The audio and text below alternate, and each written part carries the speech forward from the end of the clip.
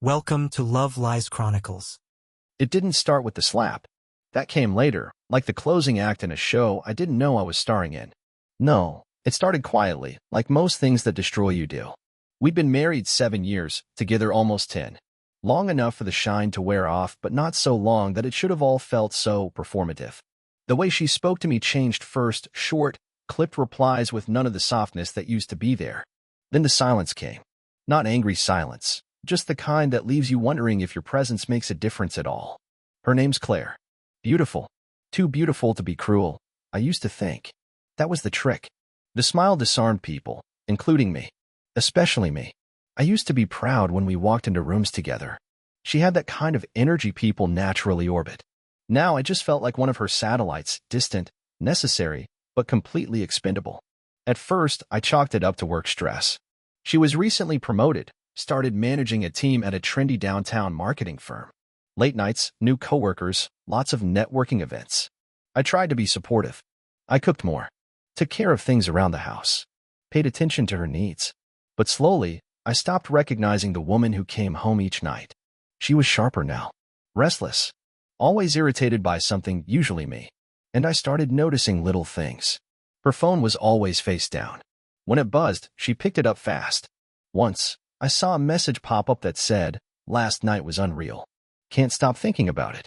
She closed it before I could read the name. I didn't say anything. I just noted it, like I'd started doing with a lot of things. It was easier to pretend I hadn't seen it than to ask questions I wasn't ready to hear the answers to. Her circle had changed, too. She started inviting people over, friends from work mostly. All of them dressed in that curated casual way, sipping craft cocktails and talking about vacations in Santorini like it was as routine as picking up dry cleaning. I didn't fit in. They made sure I knew that. "You don't talk much, do you?" one of them had said, not even bothering to hide the smirk. "Quiet types are mysterious," Claire added, with a laugh. "Or maybe he's just bored to death listening to us?" I forced a smile, took another sip, tried not to let the heat rise in my face. That night, she told me I embarrassed her in front of her friends because I wasn't fun enough. The worst part? I apologized. Then came the little jabs. "Try not to wear that shirt tonight, okay? You always look like a sad math teacher in it. Maybe just sit this one out, babe. The party's going to be all marketing people." I stopped getting invited to things. But the party where it all happened? That one I had to attend. It was her idea. "Everyone keeps asking why I keep you hidden away. Let's show them you're real," she'd said with a laugh. I should have known that meant she needed a prop, not a partner. It was her coworker's birthday, Nick. Tall, athletic, smirking all the time like he was in on a joke no one else got. They'd worked late together a lot, gone to out-of-town conferences. She swore he was married. I didn't believe her, not really. Still, I showed up, dressed well, brought a bottle of something expensive, smiled through introductions, watched from the sidelines as Claire lit up the room, floating from group to group like a starlet on a press tour. She barely looked at me, but when she did, it was to gesture condescendingly to someone and say, "That's my husband." Like I was a child's finger painting hung up on the fridge, sweet, sentimental, and not quite good enough for real display. I kept to myself most of the night, until I saw them. Claire and Nick, standing way too close in the kitchen, his hand on her waist, her head tilted back in laughter that didn't reach her eyes. And I stood there like an idiot, invisible in my own skin. I didn't say anything at the time. I just made a decision. I'd had enough of guessing. Enough of trying to be the better man, the understanding husband, the quiet one. Because something was coming. Something big. They just didn't know it yet. And they sure as hell weren't going to laugh when it landed. The party was at Claire's friend Marissa's place, one of those minimalist condos with the live, laugh, love, energy stripped out and replaced with brushed steel and mood lighting. It buzzed with too much laughter, the kind that's always just a few syllables away from cruelty. I arrived late on purpose. Didn't want to be early and awkward again, standing around holding a drink like a substitute teacher at a frat house. When I walked in, Claire barely looked up from her circle of coworkers. I caught Nick's eyes briefly. He smiled. That tight-lipped, condescending kind. The one that tells you he knows something you don't. Or maybe that he doesn't think you matter enough to worry about. I stayed in the background, like I always do. Watching. Listening. People made space around me like I gave off some social repellent. But I didn't care anymore. I wasn't there to mingle. I was there to see it for myself, whatever it really was. A little after 11 p.m., The group started playing this idiotic party game someone called Truth or Truth. Basically, just drunken dares masked as honesty. Everyone had to answer one question. No lies, no skip-outs. I stayed close to the kitchen counter, watching as Claire answered someone's question about her biggest mistake in life by saying, "I should have gone with my gut instead of settling so young." That drew some oohs and nervous laughter. Nick nudged her. She smiled. The game moved on, and I busied myself grabbing a drink. Water. I wanted to stay sober. Then someone, maybe Marissa, called out, "Hey, Claire, let your husband play? He's been standing there like security all night." The crowd turned to me. It felt staged. Claire shrugged. Okay, what do you want to ask him?" Nick leaned in. "Yeah, I've got one," he said, and for a split second I could tell even Claire didn't know what was coming. If Claire wasn't in your life tomorrow, what would really change? Laughter. A couple gasps. Someone muttered, "Oof." My eyes locked on his. I didn't blink. "You mean besides my dry cleaning bill?" Laughter again, but this time it was nervous. Claire didn't like it. Her smile tightened, eyes narrowing. Nick gave a faux salute and leaned back. The game moved on, but something had shifted. It didn't take long after that. Claire had a few drinks, vodka something. I tried to stay clear, but she found me. Pulled me into the living room while some music pulsed in the background. "What the hell was that earlier?" she asked. Not angry. Curious. Like I'd stepped out of character. I didn't answer. And maybe that's what pushed it. Because right there, in front of her coworkers, her tribe, she shoved my shoulder, hard. "Say something," she snapped. "God, you're just so passive all the time. You can't even defend yourself in front of them." I stayed quiet. People were watching now. Marissa, Nick, even that intern kid she always said was just a baby, had his phone half raised. Claire stepped closer. "No wonder I stopped respecting you. You're pathetic." Then it happened. She slapped me. Right across the face. Open palm. Loud enough to echo off the polished concrete walls. Laughter. From someone. I don't even remember who. I just remember the sound. Then a collective gasp. Then silence. I didn't move. Didn't raise my voice. I just stared at her. That's when I saw it. The flicker of something behind her eyes. Regret? Panic? Probably not. It looked more like fear. And not of me, but of what I might do next. I stepped back. Looked around the room at the frozen faces. The people who'd laughed. The ones who'd said nothing. And I nodded, slowly. "Okay," I said quietly. Then I walked to the hallway, pulled my phone out of my coat pocket, and made a call. No theatrics. Just a quiet conversation with a calm, female voice on the other end. It wasn't even 3 minutes before the first set of red and blue lights flickered across the living room windows. People scrambled. Questions started flying. Claire's face went pale. "Wait, what did you do?" The ambulance pulled up out front. Paramedics walked in calmly, a clipboard in one hand, a bag in the other. "Is this the residence of Claire Weston?" one asked, reading from the clipboard. "Yes. What's going on?" she stammered. The paramedic turned to her. "We received an anonymous tip. Domestic disturbance. Possible assault. You're the alleged aggressor." The room spun into motion. Someone dropped a glass. Nick backed away from Claire like she had rabies. Phones came out again. And Claire just stood there, breath shallow, looking smaller by the second. She wasn't laughing anymore. No one was. By the time they wheeled the stretcher out, it wasn't for me. And no one was bleeding. There were no broken bones. But a fracture happened in that room. Something critical snapped, and it wasn't just Claire's smug little hold on the moment. It was the whole delusion of control. The room itself felt changed, like the oxygen had been pulled out and replaced with static. Disbelief. Confusion. Shame. I didn't raise my voice. I didn't make a scene. That's what messed with them the most. Because they expected a man to roar when he was disrespected like that. Maybe even strike back, confirm every worst assumption they already made about men who can't take a joke. But I didn't give them that story. I gave them silence. I gave them law. The paramedics didn't run in shouting. They walked in quietly, a man and a woman, middle-aged, calm but direct. "We got a report of a domestic incident." "Are you Claire Weston?" the woman asked. Claire blinked like someone had just turned on the lights too fast. "What? Who called?" "There's no emergency. This is some prank. Or, this is ridiculous." She started laughing. Just a little. Like it was all a misunderstanding. The paramedic didn't laugh. She looked at me.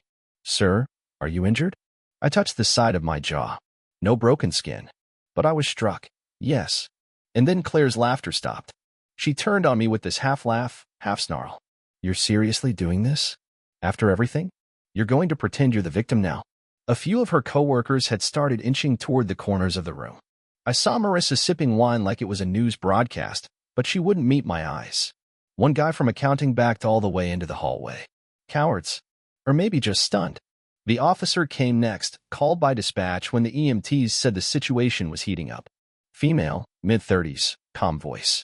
Didn't take sides, didn't roll her eyes like Claire was clearly expecting someone to do. Ma'am, can you step over here, please? Am I under arrest?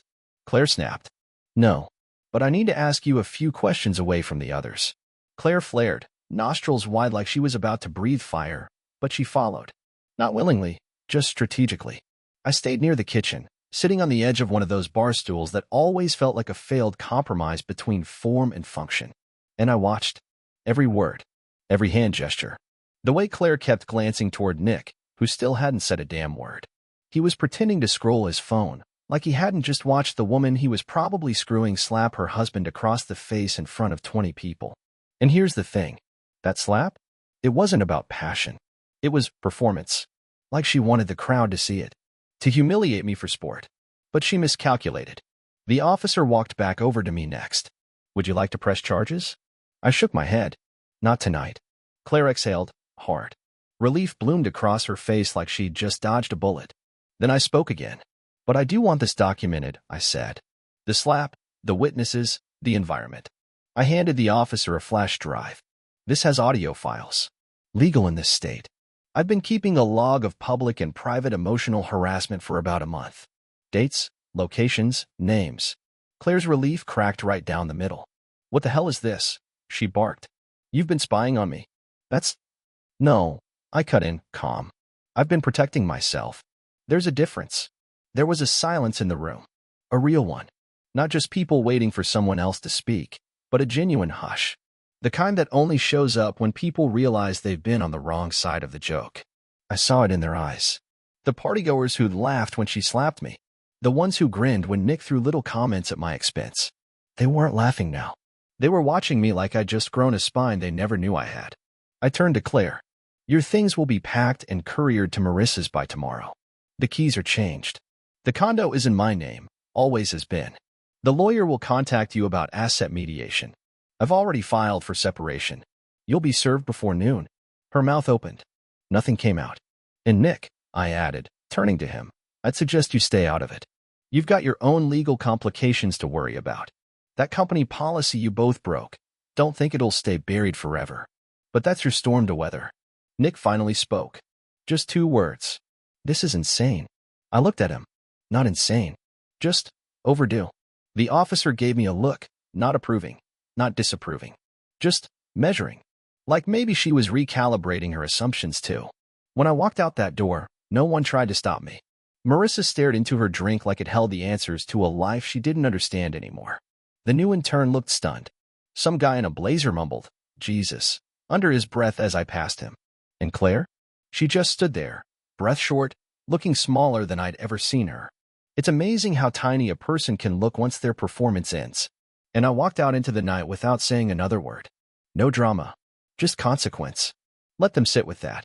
The next morning was unusually quiet. Not the kind of quiet you get from being alone, but the kind that hums with aftershocks, like the world itself is holding its breath, waiting to see what you'll do next. I was up early. Slept maybe 3 hours. Not because I was restless, but because my body didn't feel tired. My mind had gone through the wreckage and found nothing left to salvage. Just a sort of peace in the clarity. Sometimes knowing the truth drains you, but other times it sets something still inside you. Steady. Claire hadn't called. Not yet. I'd expected maybe a text storm. Angry, apologetic, unhinged, her usual cycle. But nothing came. Maybe she was still stunned. Or maybe she thought she could spin this into something softer, salvageable. She didn't know that I had already taken the wheel weeks ago. I made coffee, black. Sat at the kitchen island, the same spot where we used to laugh over brunch or late-night takeout, before those moments turned into scenes from a play we didn't believe in anymore. My phone buzzed. A notification from the lawyer.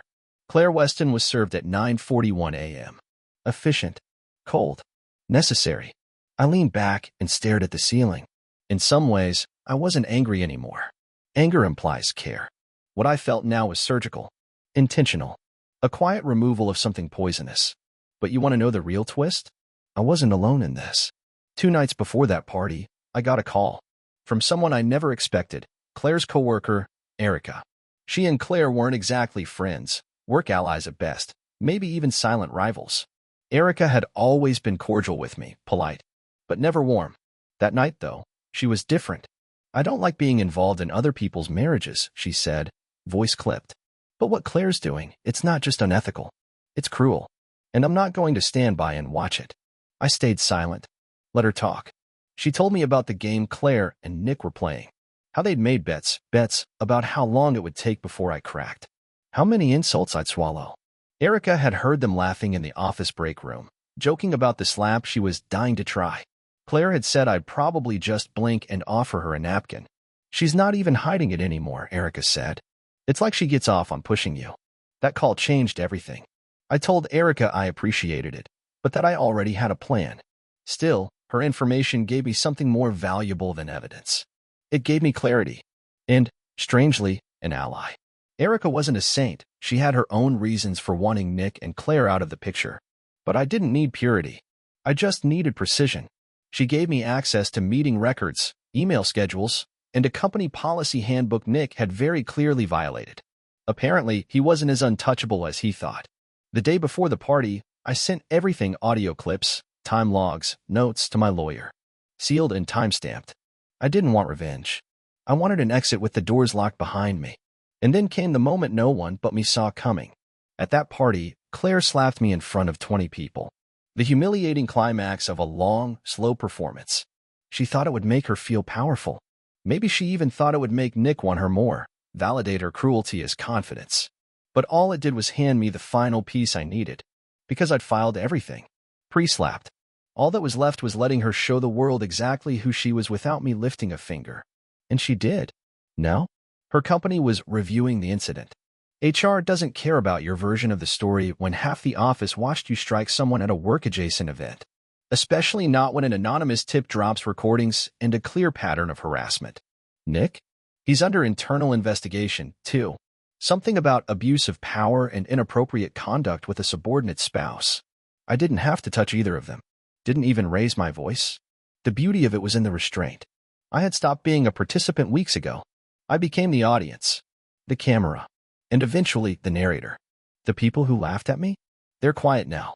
Some have sent messages. I didn't know. That got out of hand. I'm sorry. She went too far. And the thing is, I don't care. Not really. They were extras. Background noise in a play I should have walked out of sooner. Claire tried texting. Finally. 2 days after the incident. Can we please talk? You blindsided me. We could have handled this differently. You made me look like a monster. No apology. Just concern for how she looked. She's not my concern anymore. Let her explain to her friends. Let her spin the story however she wants. I don't need them to know the truth. I just needed her to live with it. It's strange how fast people forget the moment everything changed, especially when they weren't the ones paying the price for it. Me? I remember it like a scar remembers the blade. It's been a few weeks since the party. The night Claire crossed the line in front of everyone, expecting applause for it. Since then, the noise around it has died down, but the echo never left her life. I didn't need to see it to know. Word travels quietly, but efficiently. She lost more than she expected. The internal review at her company didn't just blow over. Apparently, HR doesn't care how loud your laugh is if you leave fingerprints in public. From what I heard, she's on unpaid leave. Pending resolution. Office speak 4. You're toxic, and we're deciding how cleanly we can cut you loose. Nick hasn't been seen around much either. Someone mentioned he was taking some personal time. It's easy to disappear when the office suddenly looks at you like a headline waiting to happen. As for me, I've been still. I wake up, work, read, cook real food again, nothing boxed or microwaved to survive another late-night silence. I sit by the window some mornings with coffee and let the light spill in. There's space in my thoughts now, room to hear myself think without that low background hum of emotional damage control. I haven't touched the recordings. They're backed up, cataloged, dated, but not replayed. I don't need reminders. I remember who I was in those rooms. How I bit my tongue raw just to avoid another fight. How often I looked for a trace of the woman I married and found someone performing disdain in its place. There's no pride in surviving that. Just clarity. A few of Claire's friends reached out. Not to defend her, those days are over, but to explain themselves. Apologies, mostly. Muted. Vague. One of them, Marissa, wrote, "I didn't think it was that serious. You always seemed okay. That's the problem. I seemed okay. I had learned to wear calm like armor. But underneath it, I was eroding. The night Claire slapped me, they thought it was funny. A party trick. The obedient husband finally got put in his place. They didn't expect silence in return. They expected rage, something they could point to and say, 'See? He was the problem all along.' But instead, I left. Clean. Cold. Final. Claire sent one last message a few days ago. 'Do you really think this is how we end?' I never answered. There's no conversation left to have. What she called an ending was, for me, an exit. A beginning I couldn't have reached while still orbiting her chaos. It's remarkable how light life feels when you stop carrying someone else's version of you. I walked past a mirror last night and barely recognized myself, not because I looked different, but because for once, there was no tension in my jaw. No dull ache in my chest. Just me. And that's enough. She thought she'd end me with a slap. All it did was start something I should have finished long ago. They laughed when it happened. But no one's laughing now. Dear listeners, please share your thoughts in the comments, and do not forget to like, share, and subscribe to the channel.